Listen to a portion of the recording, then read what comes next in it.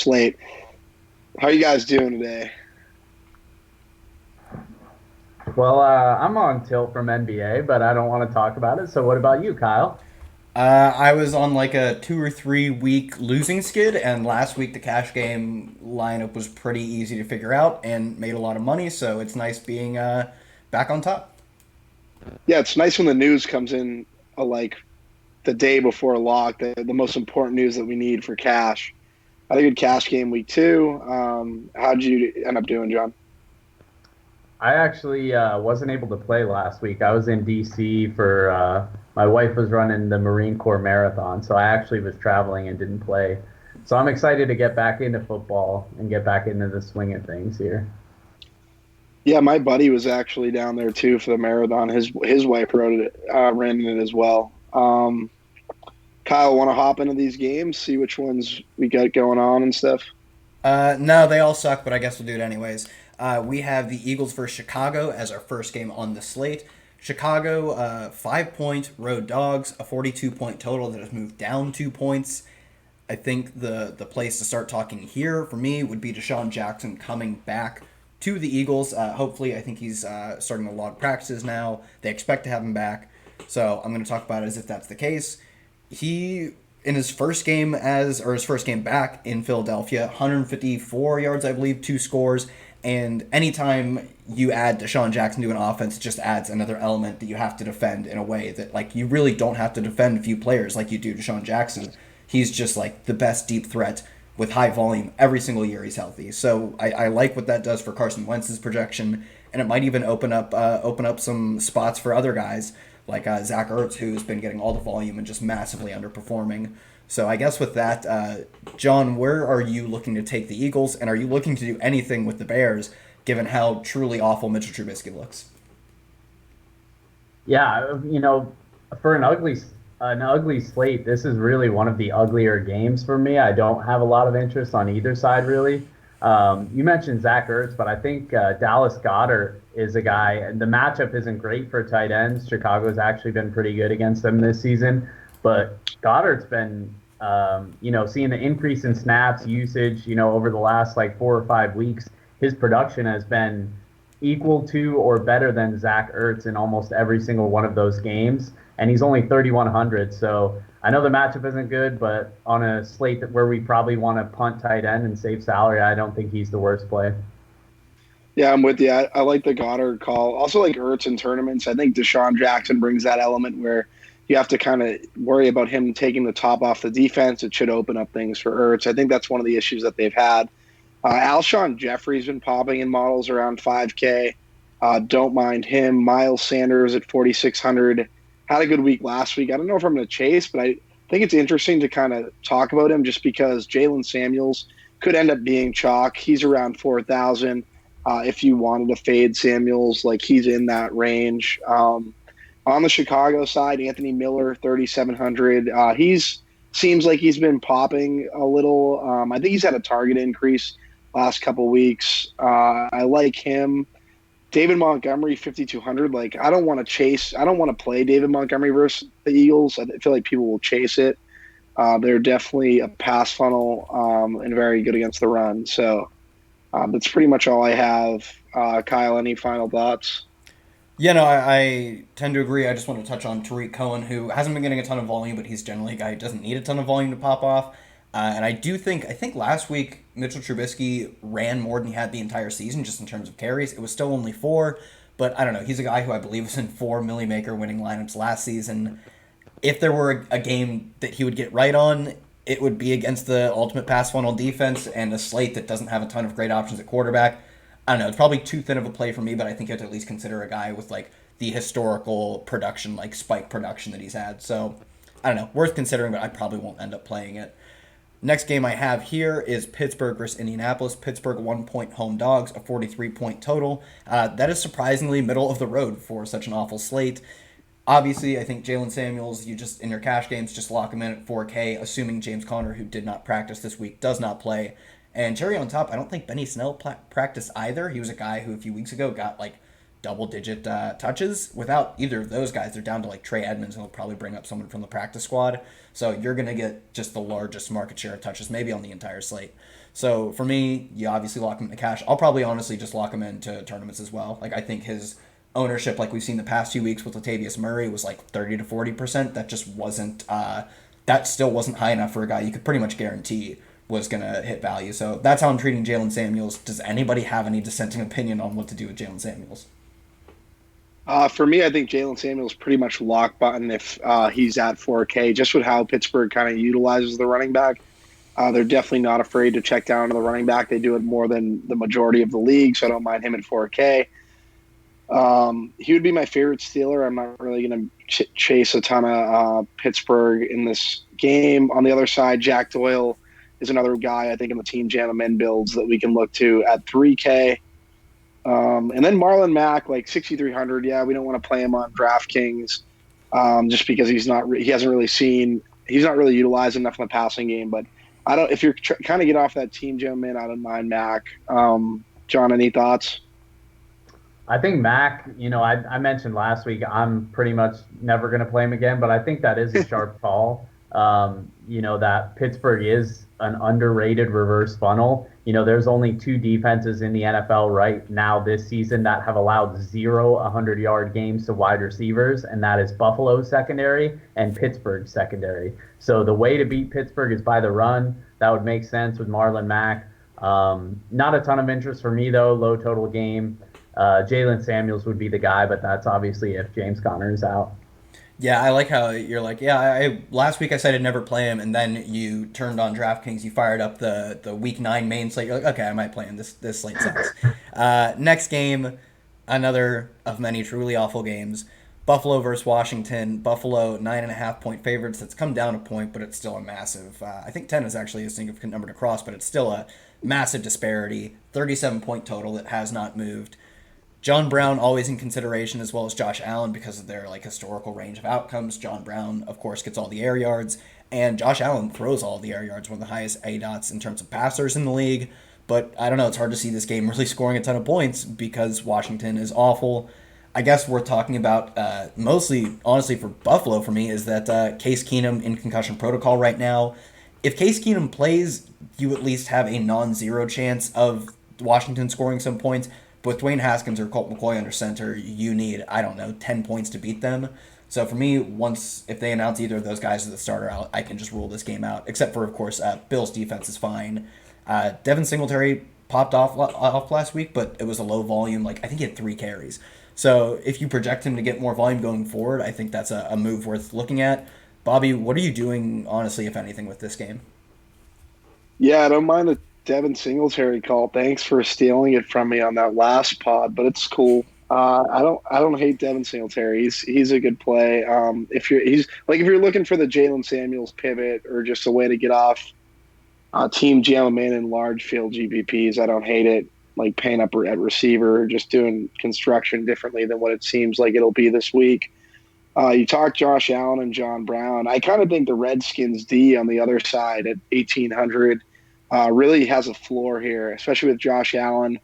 He takes sacks. He'll throw interceptions. I really don't mind the Redskins D.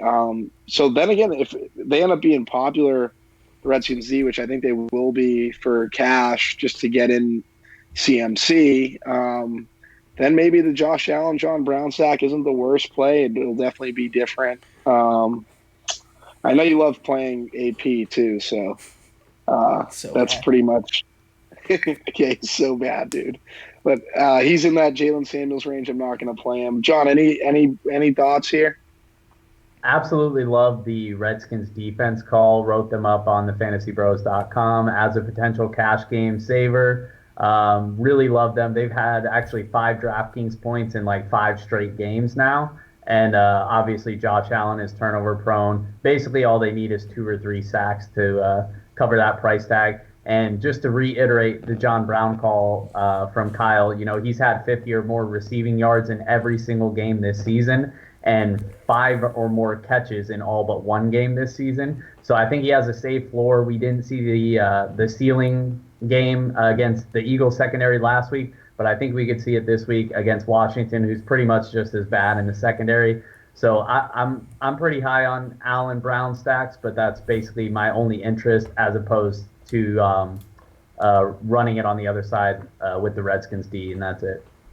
All right, our next game we have here: Panthers versus the I think. Titans. Whoa, Kyle. Let's go back. This Brown Allen stack is like kind of growing on me. If this Redskin C is going to be so popular in cash, anyone else kind of thinking that? I mean, I honestly, I'm okay with playing all three, like even in the same lineup. As far as cash games, I know tournaments it hurts your ceiling, but like if the Redskins D gets 3 or 4, and Josh Allen and John Brown still hit, like you're fine. Yeah, no, I think that's like, yeah, I think that's a good call. I really think Allen and Brown and doing like the whole not team gentleman thing is in play in tournaments. Kyle, any final thoughts? Just in general, in terms of the roster construction, the way you frame it, I expect Team Jammin to be very popular. But with a guy like Christian McCaffrey, who's in the next game we'll talk about, for him to really hit, like, you want your guys to be hitting like 4 or 5x, like we saw with, like, we've seen with Aaron Jones and Tevin Coleman in the past. That's just hardly at all in the range of outcomes for McCaffrey. So for me, fading Whoa, that, whoa, whoa. he has to have another 40-point game. Right. So he's had 2 of those, so it's definitely in the range of outcomes for I didn't say Christian it McCaffrey. wasn't within the range of outcomes, but that is a particularly high mark to hit. It is. When It it's is going to be a high. lot easier for you to pay down or pay up at wide receiver to get those same, especially when wide receiver range of outcomes are historically higher by a lot. I think McCaffrey's busting so hard this week. I don't know. Not like Tampa Bay week 2, but I just think that Tennessee's defense is a lot better than what we're giving it credit for. I know McCaffrey's usage rates through the roof, and I'll definitely play him in cash games, or more than likely play him in cash games. Unless things change. There's a reason why he's priced up to 10K. This slate sucks. Like that's pretty much the reason. And you have the highest usage guy like McCaffrey's going to be pretty much a lock button play for a lot of people in cash. I would imagine even at 10K. But yeah, I could just see it going wrong for McCaffrey. Anyone like anything on the Tennessee side? I was waiting for you to say something, so I'm like, oh no. And I think Bobby I got brought this nothing. up on the Football Die Hard show. Derrick Henry like does have multiple whatever like 200-yard games, but it just like I don't know. The game script doesn't set up well for him. He doesn't catch passes, and like I don't know. I don't know why you play Derrick Henry in this specific spot, but I guess if you're looking to differentiate your lineup construction and your player selection, he does both of those. Probably in a bad way, but John's got to be on the Derrick Henry train. John, you're on the Derrick Henry train at 5,700, right? I'm actually not, and that means everyone else should load up. I mean, I'm fine with it. If I was playing like a bunch of lineups, then sure, I'll get some just because I always talk about Derrick Henry for whatever reason. But now that this is the week where I'm not going to talk about him, he's obviously, Murphy's Law. He's probably going to have that 200-yard game. Going back to Chris McCaffrey, though, I do think Tennessee's defense is respectable, but we saw what he was able to do against San Fran's defense, which is probably the second best defense in the NFL right now. So, yeah, I think it hurts the ceiling. I would prefer Dalvin Cook in cash games for a little bit cheaper, but I think it'll be interesting to see how people decide between the two, being that they're so close in price. If this game was in Tennessee, like I'd definitely be interested in fading McCaffrey a lot more. The fact that they had to go across country to San Fran and now they'd be back home on the East Coast for Tennessee, but it's in Carolina, it's at home, so maybe not fading McCaffrey isn't. Maybe just playing McCaffrey in tournaments isn't the worst play. It's just tough at 10K. Like I don't want to play anyone at 10K. Like if I can look to fade, I can look to fade. If John, honestly, Derrick Henry's going to hit this week at 5,700. I'm telling you, if Tevin Coleman had the 4 touchdowns versus Carolina, like if everything goes the way Justin says, like I was gonna say this is we, that this kind is of like argument. Derrick Henry's a lock this week. Like and to be honest, like Justin's been on point for like a lot of his calls, so I don't know. I might be hopping on the fat hen train. I mean, Henry's had like 70 rushing yards and or a touchdown in like every single game this season. So he's had the floor. He just hasn't had the ceiling because like Kyle said, he's not involved in the passing game and gotten really like he's come up short of the 100-yard rushing bonus in like 5 games already this year. So Yeah, fat hen, fat Len, fat hen. A lot of fat guys at the running back position this year. Henry can move though. He's like No, legit he can fast. move. He can definitely move. He definitely Yeah. can No, move in I'm one looking. direction straight in a fast way. Yeah, there's But no at that elusiveness. size, that is terrifying how fast he can move. All right, that's enough about this game. Oh, I guess Bobby, I know you're interested in some of the Carolina receivers, or at least one of them. Would you like to run down that real quick before we move on? Yeah, just like Curtis Samuel was popping in optimals that I was looking at. Like, it's not something I love, but at 4,300, if you're doing the team jam and build like Alshon Jeffrey in the Chicago Philly game, maybe someone to consider. That's pretty much it. I love the popping in optimals. I feel like Justin right now. This is like the. I hope he doesn't listen to this. No, I get why he's popping. Like 20% market share. He's at like what 4,600 or something like that. So it makes sense.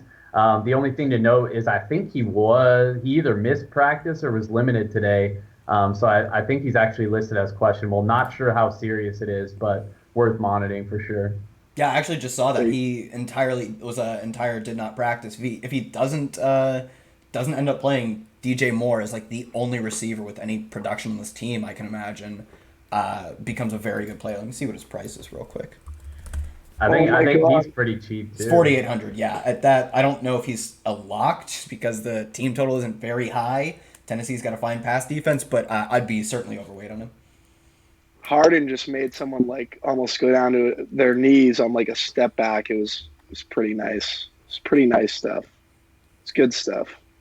I honestly don't Uh, know who you're talking about. James Harden James Harden. Never heard. Does he play for plays like for the the Kansas Houston City, Rockets. Kansas City Chiefs? Because I think that's what our next game is. We have Chiefs Vikings. Chiefs are at home. No Vegas data on this one because they have not announced that Patrick Mahomes will play, and that completely obviously swings the outcome of this game. I think the Chiefs are still favorites if I've seen potential lines. They're still favorites at home if Matt Moore ends up getting the start. At 4,800, I would have considered him if we didn't have the Brandon Allen news because he's got some of the best weapons in the entire league. And Minnesota allows a lot of pass attempts, probably because their offense is very good and forces other teams to throw. But now that we have the Brandon Allen value, I don't really feel the need to go to Matt Moore. With him under center, John, do you actually, like, what is your consideration level on some of these guys? I think Travis Kelce is priced way up at a very nice 6,900. I'm sure Tyreek Hill's expensive on the awful slate, 7,400. With Matt Moore under center, do you actually consider playing these guys?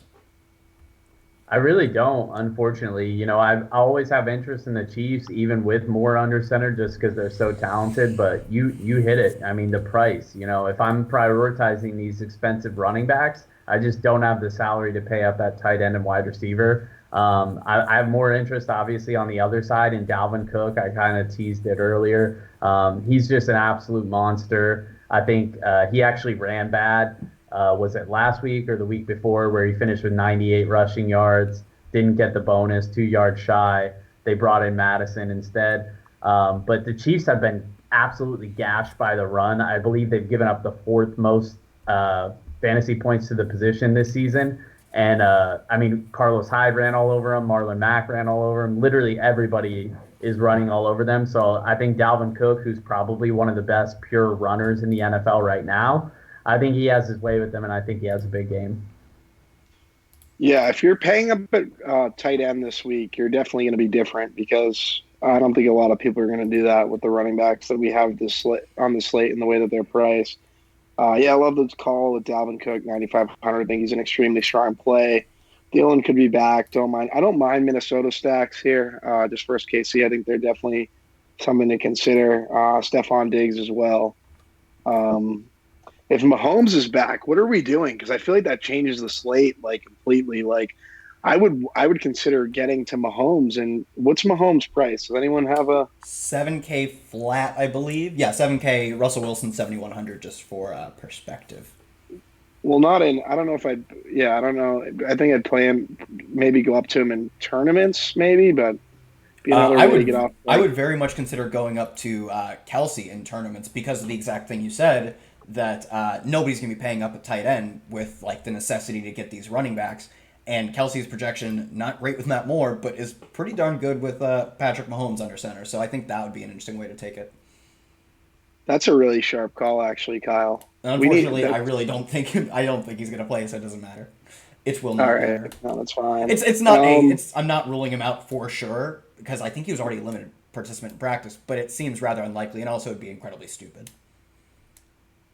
Oh, Bertans, what a shot, man! You guys gonna turn on this Washington Houston game? Yeah. I just think that you're probably right. Like, if he's not going to play, why even bother talking about it? But I think Kelsey would make a good play. What game do we have up next? Just the best game. We have Miami versus the Jets. Miami 3-point home dogs, 41-point total. John, what are you doing with this game? If anything, I think the Jets are interesting values, but you have to expect that Miami is truly just that bad that they can elevate a pretty below average offense at best. Do you bank on defense mattering on the low end that much? Not really when the offense is really bad too. If the offense was good, then I would kind of value the matchup a little bit more. But yeah, I mean, it's really tough.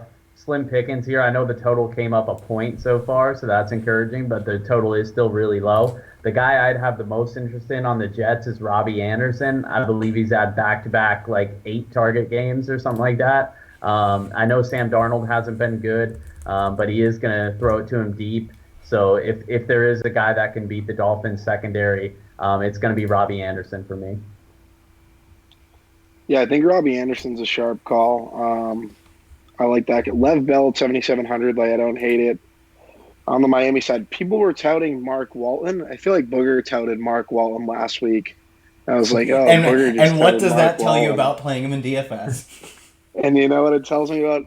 Yeah, just don't go near Mark Walton. What's his Preston price? Williams, 45. Well, I guess he's in the Jalen Samuels range, and you're taking Drake out of the mix. So I don't like the Jets' run D is obviously porous. I don't mind it, but I just don't know if I want to play it, Mark Walton, or try to decide if Kalen Balaj is playable. I just don't want to do that. Preston Williams, 4,200. I think he's interesting, especially versus Jets secondary. If you're doing the team jam and builds, maybe he's like a play come the end of the week. That's pretty much it. Kyle, you have anything else?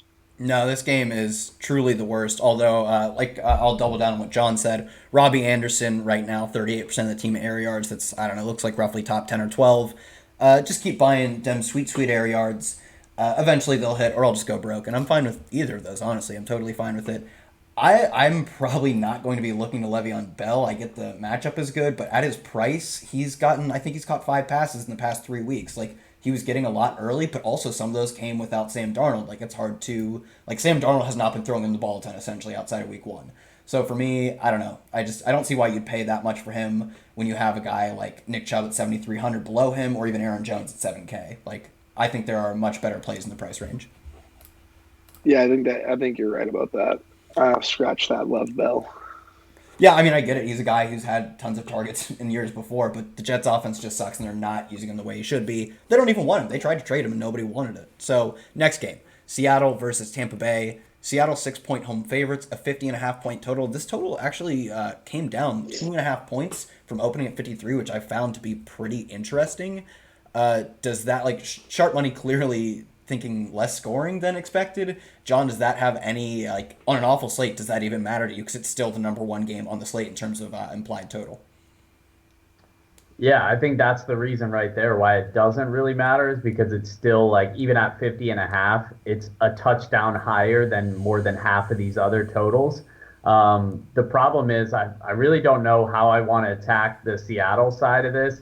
I love Chris Carson every week, but Tampa Bay has been very stout against the run. So I'd probably have more interest in the Tyler Lockett and DK Metcalf stacks with Russell Wilson more so than normal, especially as a home favorite. And Carson is somewhat involved as well. So I guess you can still roll him out, but I just feel like it could be a better spot for him than against Tampa Bay. But what are you doing with the Bucs receivers, Bob? Do you prioritize Evans or Godwin this week?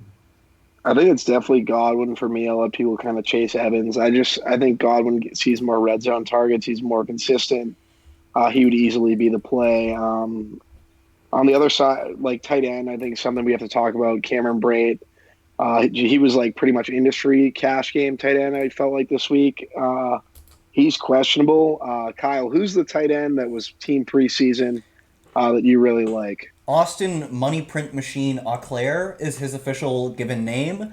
Dominated preseason. I'm guessing they don't have, like, maybe they brought up a tight end last week from the practice squad, but I'm guessing they're basically down to 2 to 3 tight ends.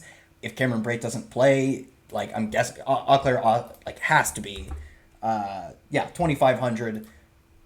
Starting tight end in this game environment, I'd probably still pay the 500 more to secure a role because he literally has not played this season. You But mean Tanner Hudson, right? oh, is it Tanner Hudson? Jesus. Yeah, Tanner Hudson. That threw me for a loop because I'm like, wait, who is he talking about? No, Tanner Yeah, Hudson, who also it's doesn't Tanner have a Hudson. role, also is 2,500. Oh, just kidding. He has one target this season. Great. Yeah. I mean, you have to consider it because if he is their only tight end or one of their only 2 tight ends in a great game environment, like just the snaps he'll be out there for is fine. But I don't know. I'd probably pay 500 more to get like the safety of pretty much anybody else. No, yeah, I would definitely pay the 500 more, but I feel like people will talk about it. Ronald Jones, Peyton Barber, like if they can get involved and do something, like Seattle's defense obviously isn't what it was.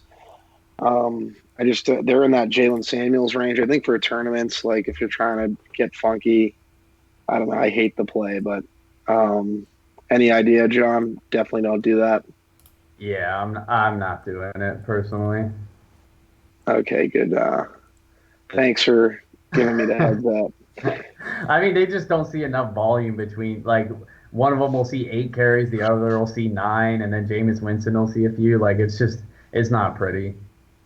What about yeah? But what about like? I feel like it's interesting because just how bad the Seattle like defense is. Like I feel like you're getting a running back in that range. If you hit on it in MME, like it might not be the worst. Like it's a horrible play. I don't know. I like paying up for Seattle defense. You have Jameis Winston coming across country. I think that's an interesting tournament play. He's going to throw picks. He's going to. I know Seattle defense has been bad, but no one's going to pay up for them. And Jameis is a turnover machine. I don't know. That's pretty much it, Kyle. Anything to add in this game? Yeah, I actually think I think a lot of sharp people are going to be off Chris Carson because Tampa Bay has been obviously the funnel pass defense. I think 80% of their yards allowed or roundabout have come through the air. But Seattle probably does not care because they're like the third or fourth run heaviest team in the league. So I think if there were to be a week to buck that trend, it would be this one. So also I think just to your point, Bobby, running Chris Carson with the Seattle defense and then just looking at a different game entirely, like maybe the Chargers Green Bay is one I think we talked about earlier today. If you are fading this game, just running Chris Carson Seattle D is probably a rather contrarian way to attack that. Tampa Bay's been so good against the run, though. That's the only. That would be like. I feel like you could just go Aaron Jones and just. I feel like Seattle D would be a runoff. I don't know if it's a correlative play. Like obviously it correlates, but I don't know. I don't love the because Rashad Penny got in the mix last week. I don't know if you guys noticed. I watched a little of that game. It was his first week back the week before, and they didn't really run him. And then last week they kind of ramped him up a little bit. So kind of scary. Like if he's going to be in the mix, Carson at 7,200, I don't think the usage is like the same.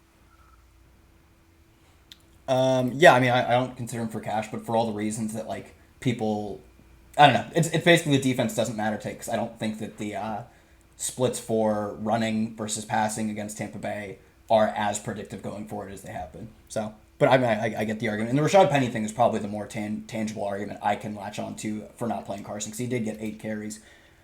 Maybe Sunday, or at least maybe I'll talk about this in the tournament articles. I'd be curious to see when he got those. Were they basically when the game was over, which was like by halftime, or were they in the first half? And I don't know. No, they were in the first half. He got them early. I noticed. I was like watching the first half of that game, just kind of like keeping tabs on that. I wanted to see, and then yeah, he got them early. He almost had a TD, or he almost vultured a TD early last week. Yeah, that's probably the argument that would keep me from playing Chris Carson. I think if nobody has anything else, we'll move on to the next game of the slate, I guess. Oakland hosting Detroit. Oakland 2-point home favorites, 50.5 point total. Depending on your book, that is the exact same total of the game we just talked about. It just seems like these two teams are worse offenses, but Vegas would tend to disagree. So, John, where are you going with this game? For me, it's probably looking at Lions stacks, which have paid off in the past, like 2 weeks. But I don't know. I guess any interest in Derek Carr, Oakland, Tyrell Williams popped off last week. Darren Waller always losing touchdowns to Foss Moreau. You love to see it. Yeah, I mean, I kind of love this game. I think we could stack it on both sides. I love Stafford's been balling out, been over 300 yards, at least 3 touchdowns in back-to-back games. Lions have no run game whatsoever with like the 4-back committee, whatever they're trying to roll out is just ineffective. And they should honestly probably just let Stafford drop back 50 times and just air it out because that's been their best path to victory here. And I think you can target Marvin Jones. I think you can target Kenny Golladay. I like Danny Amendola is a guy that has 8 catches in back-to-back games, 200 receiving yards in that span. So I like all those guys. T.J. Hawkinson has a decent matchup. And then on the Oakland side, Darren Waller, I know he's priced up, but he's just a volume play every week. You mentioned Derek Carr. He's fine. But yeah, I mean, I like this game on both sides. I think there's a lot of pieces here. Yeah, I kind of feel the same way. Josh Jacobs, I think at 6,500, if you're going off of that, like team jam and build is another guy. He's seen a ton of carries in usage recently. Detroit hasn't been as good against the run as they were last year, so I think he's interesting. Tyrell Williams at 5,900, pairing him with Carr. Like, if we didn't have the Brandon Allen value, I think Carr would be my cash game quarterback. On the Detroit side, Stafford, yeah, he's been great. He's been awesome. I don't know if I want to pay 6,800 for Stafford, even in this good matchup versus Detroit. Galladay probably be a fade for me. I like him at 7,700, but I just feel like he's going to be good. He's going to be chalky, and he's not somewhere I'm going to go in cash. And Marvin Jones is up to 6K. Like, I'm not doing that. Danny Amendola is the guy, like 4,700. Not back. Like, he's had like 3 90-yard games this season. I like that. And Hawkinson, like if I was rostering Stafford, it would be with Amendola and Hawkinson. Hawkinson down at 3,700. I think that would be the stack for me in this game, and maybe game stacking it with Josh Jacobs. Yeah, I think that pretty much comprehensively covered everything. I would like to say Stafford is this new podcast Matt Ryan until further notice. Just the same. Just lock him in for 300 yards until he implodes because he's probably not that good, honestly. And you and John will be on him and get him right, and I'll not play him and get him. And then eventually you'll play him and he'll like get hurt. Yeah, that's gonna happen. Yeah, just lock that in. Yeah, I guess my final thing. Any interest in I guess what would be the split for you between Tyrell Williams and Darren Waller? Because Darren Waller at 6,300, probably not a guy I'm looking to go after. I think just Tyrell Williams around I think it's cheaper. I think it's like 5,800. And is getting all the team touchdowns when he plays, like just more of an explosive player. I'd rather roster him if I'm stacking this game. Yeah, I'm with you. I like Williams. I think he's the better play. Waller has to deal with Foster Moreau. You have Zay Jones and Hunter Renfrow in there. Hunter Renfrow had a 80-yard touchdown last week, but that's not going to continue. Like that was obviously he'll do well. I think he's going to get better. I just don't think we'll see that every week to week, obviously. And then Tyrell's I like Tyrell. John, any thoughts on Tyrell Waller? No, I'm with you. I mean, Waller's always in play, always a touchdown regression candidate in a positive way, just with the volume that he sees. But like you guys have said, the Gazelle is the one currently catching all the touchdowns. So at a cheaper price tag, he's definitely a pretty decent play here. All right, let's move on to the next game of the slate. This is one that I actually think might be a sneaky game to hit the over. It's Green Bay versus the Chargers. Chargers, quote, home dogs, 3-point, but they play in a soccer stadium where none of their fans show up if they have any. 47-point total that has moved up a point since opening. So for me, it's some small green flags saying that this game is very stackable. And also, the Chargers in their past 3 weeks have attempted 70% of their plays have been pass attempts because they've been losing a lot, and that just means I think it's a very stackable offense. You can run Phillip Rivers, or you can just run multiple pass catchers from this game. So for me, it comes down to if I'm playing Austin Eckler, Keenan Allen, Mike Williams, just the ultimate area. I think Hermsmeyer finally redacted him. Just does not matter. He's not going to finally convert on those air yards. But I don't know. I'm fine with still buying it. Bob, how bad is Melvin Gordon? Melvin Gordon's really, really bad. Like, he's really bad. Like, don't roster him in season long. Every year, like, season long, Melvin Gordon, take him, like, all these, like, draft books that I read. They try to get you to take Melvin. Just don't do it. Just don't do it. He's just going to hurt. He's just going to break your heart. Austin Eckler, though, 6K. I like him. Team Jam Man. Like, that's a way to get off the build. I feel like I like this game. You guys like Detroit, Oakland. I think this is the game that I'm going to target. The Chargers, they get all these good low prices. Mike Williams, 4,600. Keenan Allen, 6,400. Phillip Rivers, 5,100. Can run it back with Aaron Jones. Little game stack for you. It's interesting. Jamal Williams, backup running back. This is DraftKings pricing this week. He's priced up to 5,900. Like, what is going on? Devontae Adams could be back at 7,100. Like him, he'd be my favorite Packer receiver. And that's pretty much it. John, any thoughts? Yeah, I like this game a lot. I'm with you there. A lot of pieces here. Only concern with Devontae Adams coming back is the Chargers have only allowed one game this season, 100 yards or more to a wide receiver. So, I mean, that could change with a guy like Devontae Adams, but they have been pretty solid against the pass. They've just been really bad against the run. So I would definitely prefer Aaron Jones in this spot. I think he's a really strong play. I know his price is getting up there, but he's had at least 4 catches in 5 straight games, flashed some super high ceilings in previous weeks. He had a 40 burger, a 50 burger. Like, he's a baller. So I really like him a lot, especially since Chargers struggle against the run. And going back to what Kyle was saying about Mike Williams, I feel like we talk about Mike Williams every single week, and I'm going to continue to talk about Mike Williams every single week if he continues to see the opportunity that he does. He's 8th in the NFL wide receivers in air yards, and of the top 30 in air yards, he has the lowest PPR points up to this point this season. Like, that's literally almost impossible.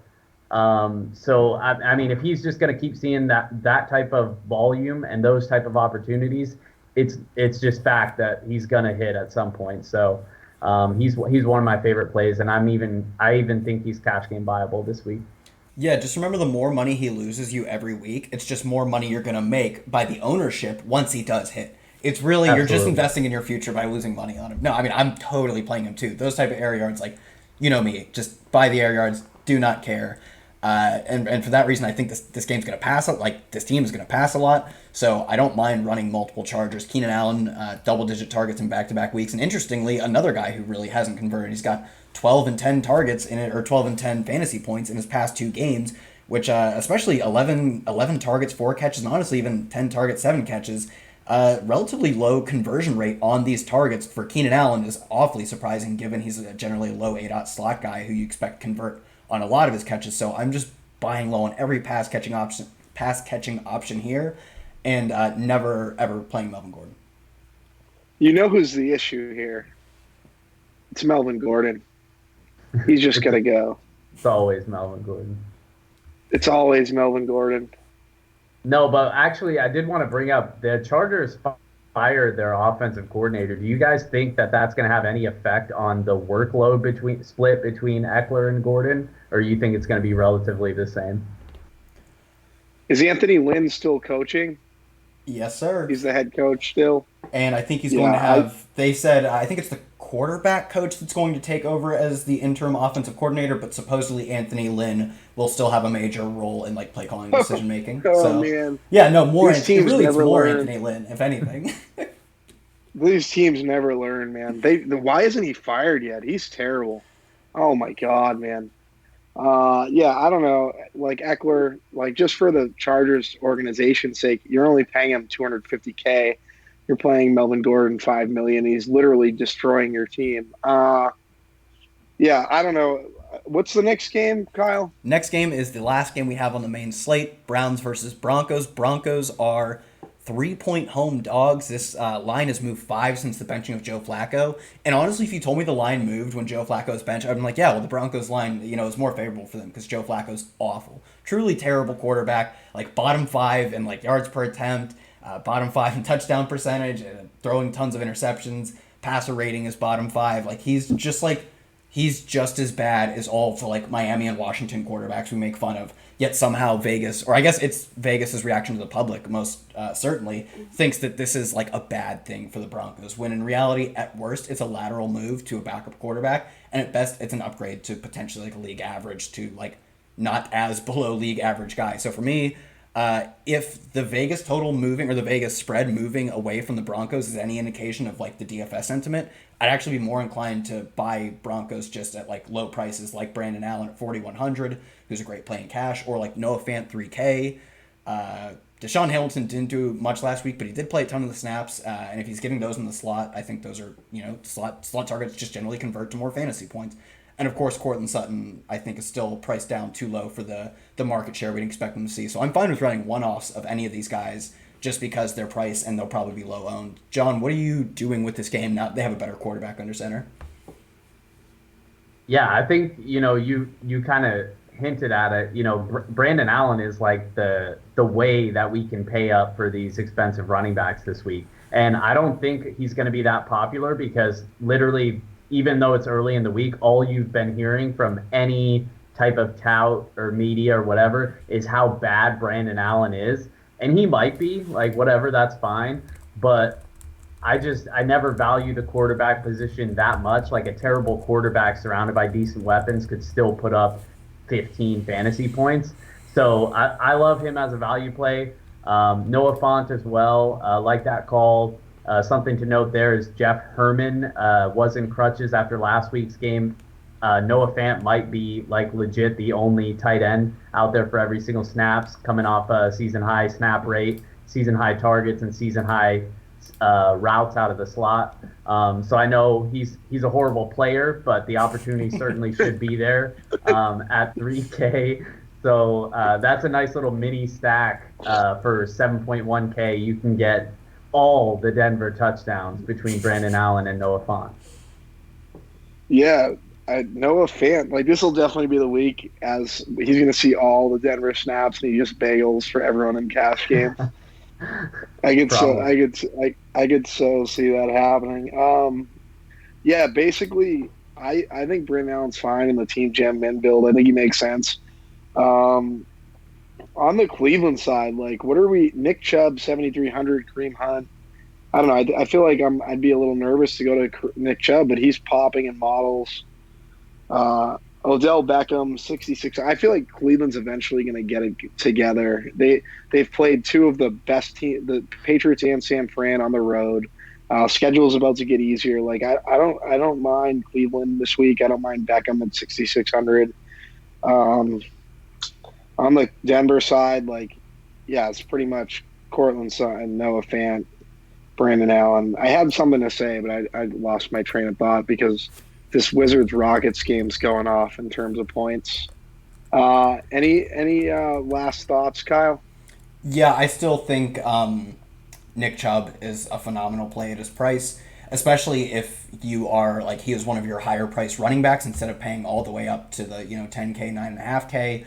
If he's sort of the highest you pay up and you're able to do different things with your roster, basically like we've talked about all show, fade to jam him in. He's gotten, I think, a floor of 17 carries and 85 yards from scrimmage this season. And obviously we've seen a ceiling with like multiple over like 150 scrimmage yard games or something absurd. So yeah, I think he's still a great play. Probably not looking to him in cash, but yeah, I think he's probably the play I'd go here.